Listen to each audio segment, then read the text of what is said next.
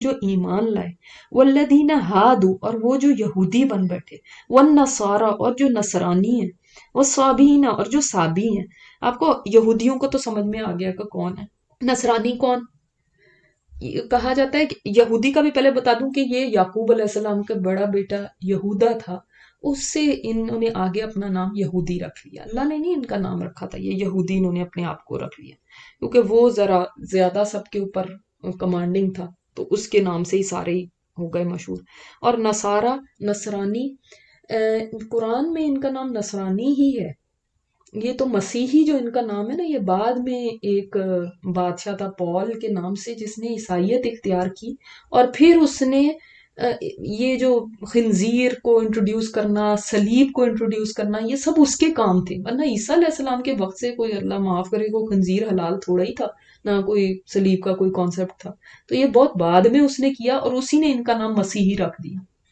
ادرپاس جیسے نصارہ کہتے ہیں کہ وہ ایک بستی تھی، اور جس ناصرہ اس کا نام تھا اس بستی کا، جہاں سے مریم علیہ السلام تھی، اور وہیں یعنی عیسیٰ علیہ السلام وہیں سے تھے، تو اس سے ان کا نام نصارہ ہوا۔ بعض کہتے ہیں کہ کیونکہ انہوں نے کہا تھا نحن انصار اللہ، ہم اللہ کے مددگار ہیں، اللہ تعالیٰ نے فرمایا نا کہ کون ہے جو دین میں میری مدد کرے گا، تو انہوں نے کہا کہ ہم اللہ کے مددگار ہیں، اس سے ان کا نام نصارہ ہو گیا۔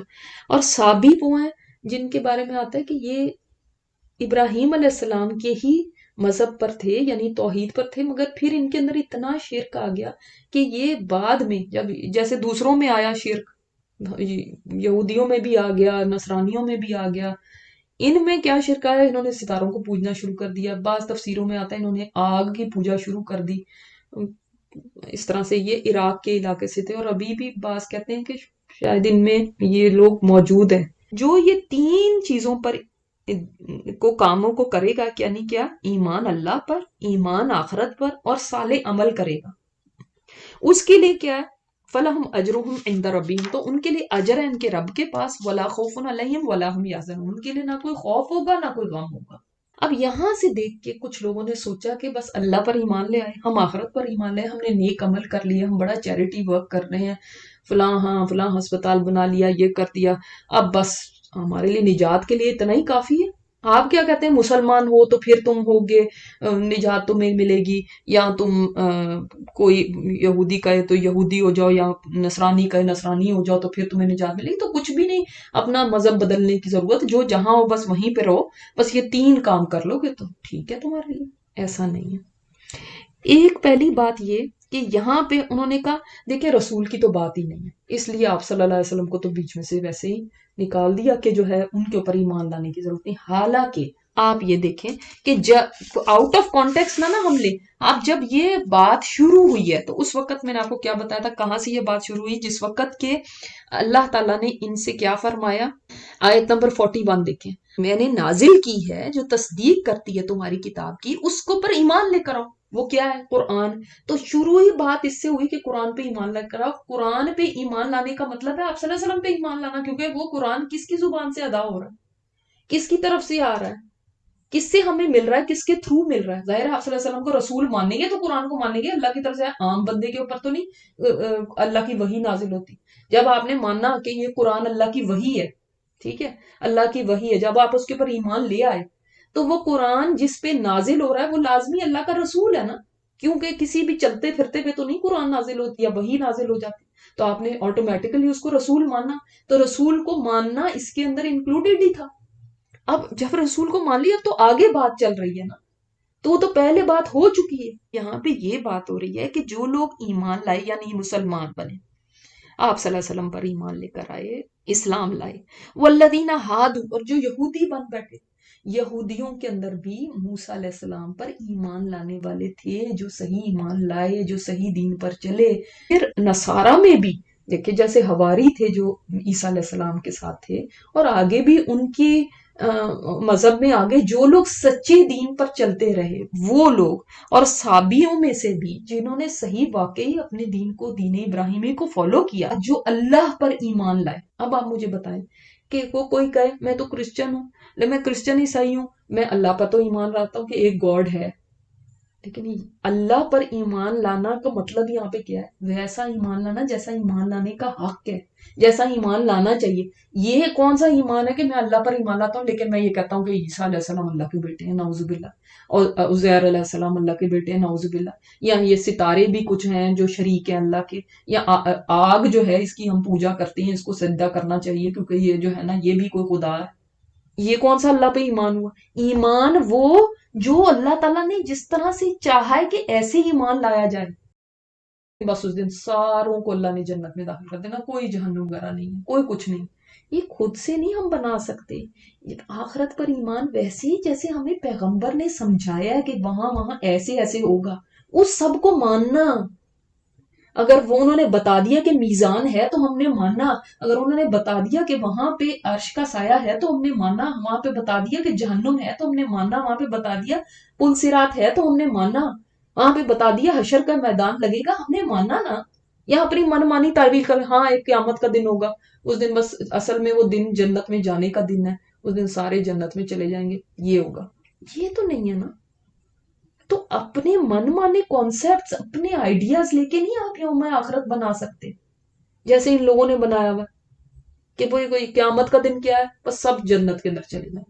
ہمیں تو وہ ساری باتیں ماننی ہیں جو ہمیں پتا چلی ہیں، جو ہمارے نبی نے ہمیں بتائی ہیں۔ اب ہمیں جنت جہنم کا بھی کہاں سے پتا چلا؟ ہمارے پیغمبر نے بتایا تو پتا چلا نا، ہمیں کوئی خواب تو نہیں آ گیا تھا۔ تو آخرت کے دن کو بھی ویسے ہی ماننا جیسے انہوں نے بتایا، تھرو آؤٹ، شروع سے آخر تک ہم ایمان لاتے ہیں۔ اب کچھ لوگ ان کے اندر سے، ہم کہتے ہیں ہم مسلمان ہیں، لیکن کچھ لوگ ان کے اندر سے انکار کر دیتے ہیں۔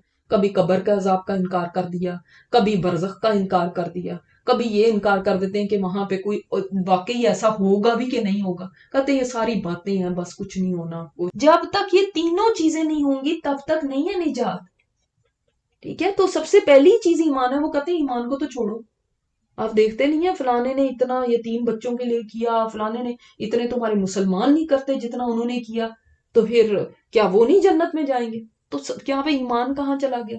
ان کے لیے اجر ہے ان کے رب کے ہاں، عندہ ربہم سے پتہ چلا کہ اسپیشل اجر ہے۔ عندہ جب ہوتا ہے نا پاس، ان کے رب کے پاس، تو اس کا مطلب اللہ نے ایک بہت ہی اسپیشل چیز دینی۔ یہاں پہ 4 گروہوں کو کہا گیا، وہ جو ایمان لائے ان کو بھی کہا گیا من آمن باللہ، تو وہ تو پہلے ہی ایمان لائے ہیں، پھر ان کو کیوں کہا گیا من آمن باللہ؟ اس لیے کہ ایمان وہ جو اللہ کو مطلوب ہے، صرف یہ نہیں کہ اپنا آپ مسلمان کے خانے میں لکھ دیں، ریلیجن کے خانے میں آپ نے لکھ دیا اسلام تو آپ کا مذہب اسلام ہو گیا، نو۔ جیسا اللہ کو چاہیے ایمان، ویسا کہ اللہ پر ویسا ایمان ہونا چاہیے، جیسا آخرت پر ایمان اللہ کو مطلوب ہے ویسا ہونا چاہیے۔ جیسے عمل صالح تمہارے لیے بھی ضروری ہے، تم یہ نہ سوچو کہ ہم مسلمان ہیں تو اب کوئی نیک عمل کرنے کی ضرورت ہی کیا ہے، مسلمان جو ہو گئے ہم تو اب ہم تو جنت میں ہی جائیں گے۔ نہیں، عمل صالح تمہارے لیے بھی شرط ہے اجر پانے کے لیے۔ پر کوئی خوف نہیں ہوگا، کوئی غم نہیں ہوگا ایسے لوگوں پہ۔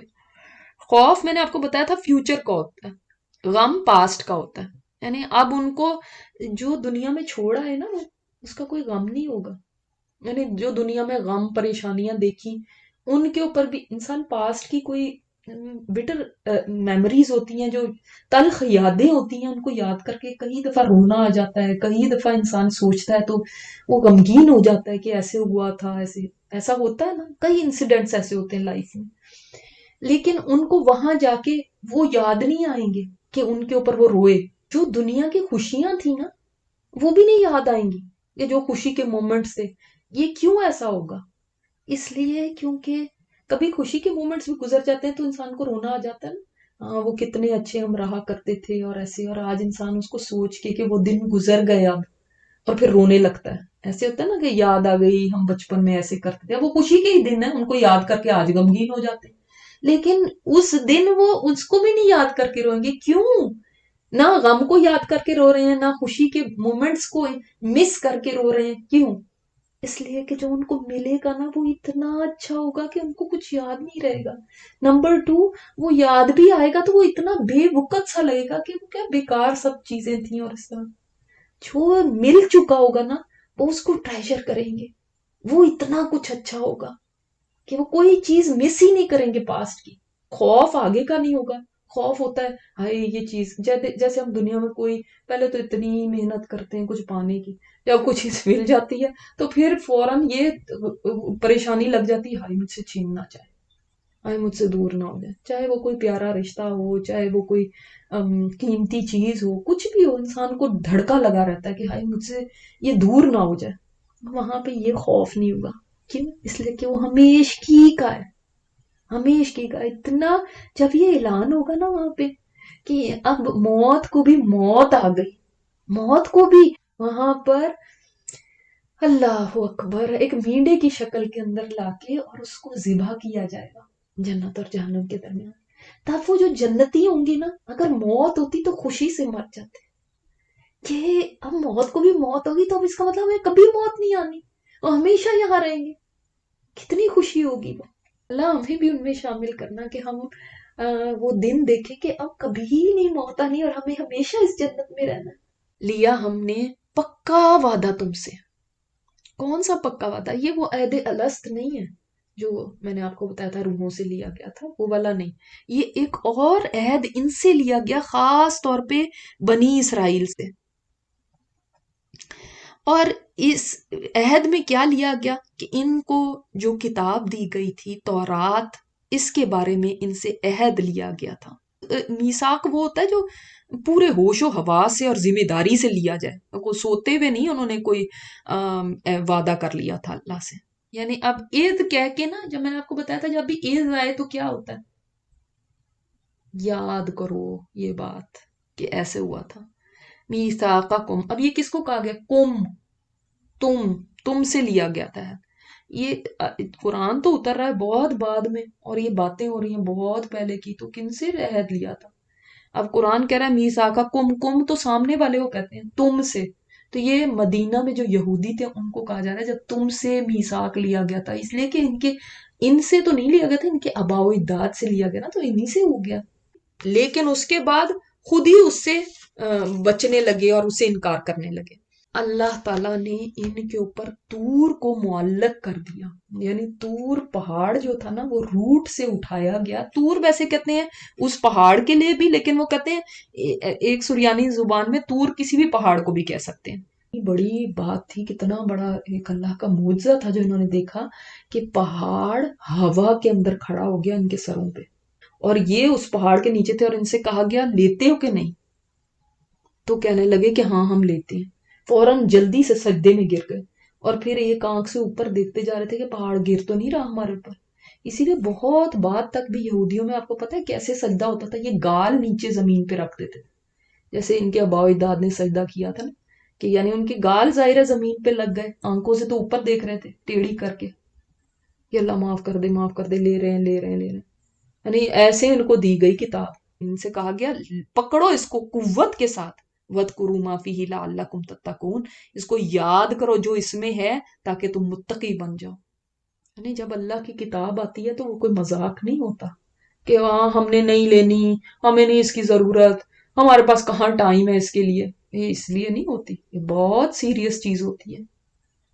اللہ نے ان کے اوپر پہاڑ کو کھڑا کر دیا تھا آسمان میں، اور یہ کہا گیا تھا ان کو، آج ہمارے پر فزیکلی نہیں پہاڑ آتا، لیکن کئی دفعہ زندگی میں واقعی پہاڑ جیسے غم آ جاتے ہیں اور پھر ہم فٹافٹ کھول لیتے ہیں کتاب کو، ہم بھی جلدی سے پھر کھول لیتے ہیں۔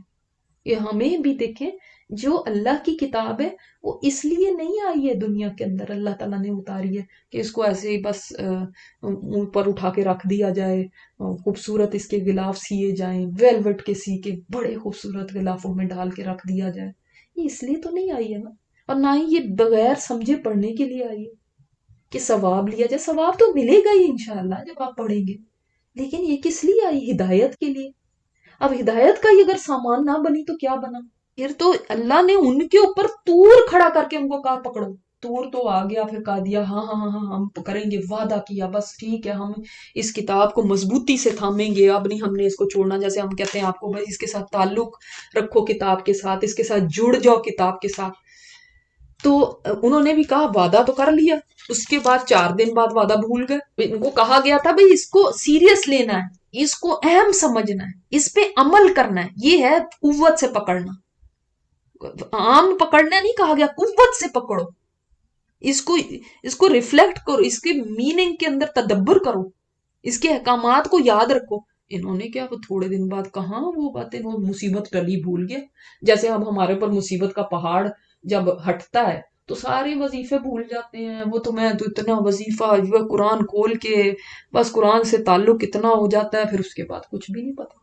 उनके ऊपर से भी जब वो पहाड़ टला, 4 दिन गुजरे और फिर भूल गए। अल्लाह ताला फरमाए उन्होंने मुंह मोड़ लिया इसके बाद। ना अगर फजल होता अल्लाह का तुम पर, तुमने मुंह मोड़ लिया ना इसके बाद, तो अल्लाह का अगर फजल ना होता तुम पर और रहमत ना होती तो तुम बहुत खसारा पाने वालों में से हो जाते। ये अल्लाह का फजल ही था कि उसने फिर भी तुम्हें मोहलत दी, फिर भी तुम्हें तुम्हें चांस दिया, फिर भी तुम्हारी ये जराइम देखकर तुम्हें हलाक नहीं कर दिया। ये उसकी रहमत है, ये उसका फजल क्या चीज होती है जो एक्स्ट्रा दिया जाए। इंसान डिजर्व नहीं करता, हक नहीं रखता, मगर कोई एक्स्ट्रा दे।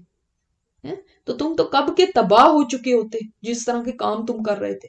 हमारी जो उम्मत मुस्लिमा है वो बिल्कुल सिमिलर है इससे। जो बनी इसराइल ने यहाँ पे कहा था, आज मुसलमान भी कहते हैं ना, हाँ अमल करना बड़ा मुश्किल है, अमल बहुत मुश्किल है। अमल कहाँ किया जाता है आज तो, मतलब जमाना बदल गया, वक्त बदल गया, अब कहाँ इन अहकामात पे चला जा सकता है। और अब तो दीन को मॉडर्नाइज करने की जरूरत है। अमल नहीं हो सकता, अमल बस पढ़ लेंगे ठीक है, लेकिन अमल नहीं हम कर सकते। और वो भी सोचते थे कि मूसा अलैहिस्सलाम तो हमसे बहुत ज्यादा डिमांड कर रहे हैं, ये हम कहाँ से कर सकते हैं, ये हम कैसे इम्प्लीमेंट करें। आज भी कहते हैं हमसे शरीयत कहाँ इम्प्लीमेंट हो सकती है, शरीयत तो इम्प्लीमेंट हो ही नहीं सकती। ये हमारे लिए सुम्मा तवल्लैतुम मिन बादि ज़ालिका, अल्लाह ने तुम्हारे ऊपर किताब उतारी, कौन सा फरिश्ता लेकर आया, कैसे लोहे महफूज पे ये पड़ी हुई, किस पैगंबर पे ये उतरी, कितना एहतमाम हुआ इस किताब के लिए, वो तुमने आज इसको ये मकाम दिया। बस वजीफे करने के लिए, अब हमारी मुश्किलें आसान हो जाए उसके लिए इस किताब को रखा हुआ। क्या मकाम दिया हुआ हमने इसको, बस सिर्फ चूमने का है, वो चूम चूम के रखते जाओ। ये ये मकाम है।